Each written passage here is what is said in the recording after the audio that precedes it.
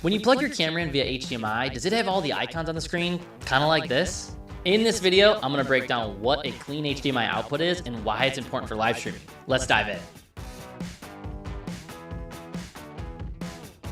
A clean HDMI output gives your camera the ability to output a signal without all those icons and graphics on the screen. I'm going to show you two different ways to see if you can get a clean HDMI output from your camcorder, DSLR, or mirrorless camera. Most camcorders come with the on-screen markers turned on over HDMI, but once you dive into the menu, you can usually find a way to turn it off. You want to look for some of these terms in the menu of your camera. We recommend testing this by hooking up your camera to a monitor or a TV to see if it's working. Once you turn them off, your camera is ready to be plugged into an encoder or video switcher for live streaming. Bonus tip, and do not forget this, some cameras have an auto power off option and a demo mode. Make sure you turn those off as well, because your camera might just start randomly shutting off during a live stream or start showing some really goofy camera ads.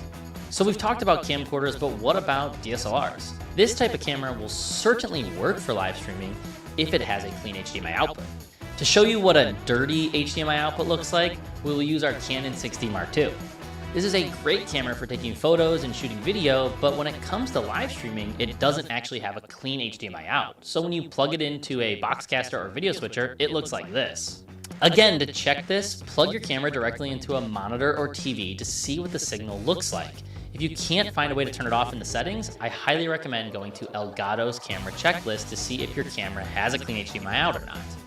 When you actually look up the Canon 6D Mark II, you'll notice that it doesn't have a clean HDMI output, and what's also great about this site is it gives you some other information about that camera. The best thing I can recommend doing is always research your camera ahead of time before buying it. Check out YouTube videos of other people streaming with the camera, or rent the camera from a company like LensRentals.com to ensure that it's everything you want. As always, if you have any questions, let us know in the comments below. Thanks for watching, and happy streaming. We will use our Canon camera. The best thing I can recommend the Canon 6D Mark II, you'll notice that it doesn't have a clean HDMI. Camera has a clean HDMI out or not. When you actually look up the Canon 6D Mark II, you'll notice that it doesn't have a clean HDMI output, and what's also great about this site is it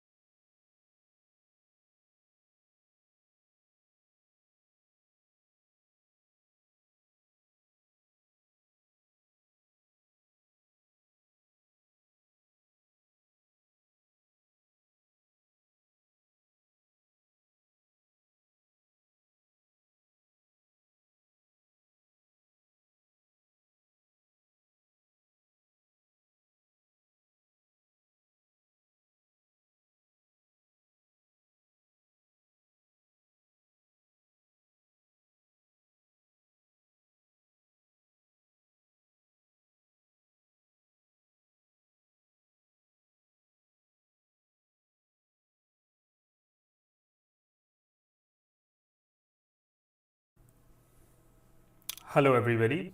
In this video I'm going to teach you something very important that most YouTubers and people who would like to do live streaming would love to know. So this is about getting a clean HDMI out from your Canon EOS HD, Canon EOS Mark 1, Mark 2 or any Canon EOS cameras, how to get a clean HDMI out. Currently, this is the kind of HDMI out I get. You see the line in the middle? That's useless. That's useless.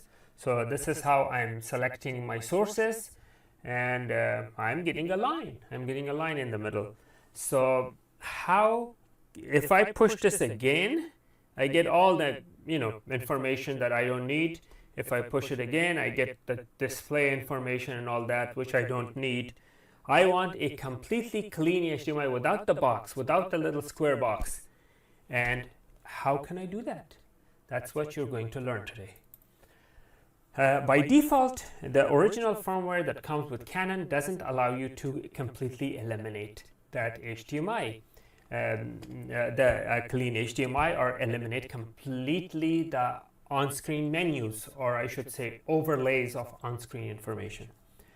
In order to do that, you have to download a firmware from a company called, let me show you, company's called Magic Lantern. So let's first see where we stand as far as the cameras are concerned. So this is the current camera, and I'm going to unplug this to show you the firmware and everything. So let me, actually, you know what, let me switch to the top camera, because this camera doesn't show me enough information. Let's see, there's the top camera. So let me remove this, I don't need this. Okay, so right here I'm going to show you how to see what's your firmware version. In order to do that, you go to menu, and normally when you go to menu, this is your original screen. Normally this is your normal thing, normal screen. This is where your screen is going to land. Now, but you don't want that. What you want to do is you want to go to the right all the way until you see the firmware information. And there is my firmware, version 2.1.2. That's exactly the firmware that they say they support. So I feel very comfortable to do this firmware flash. In order to do that, the first thing you need to do is get a compact flash, card, and format that compact flash card using your camera. Okay, so that's what I'm going to do. I'm going to get a compact flash card. Let's see, which card am I going to take here? Okay, I guess this card is good enough.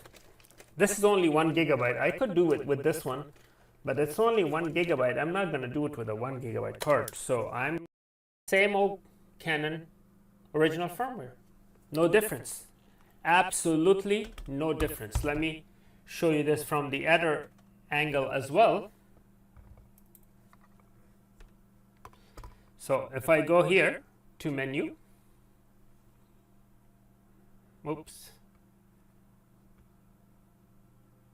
and let's see, firmware.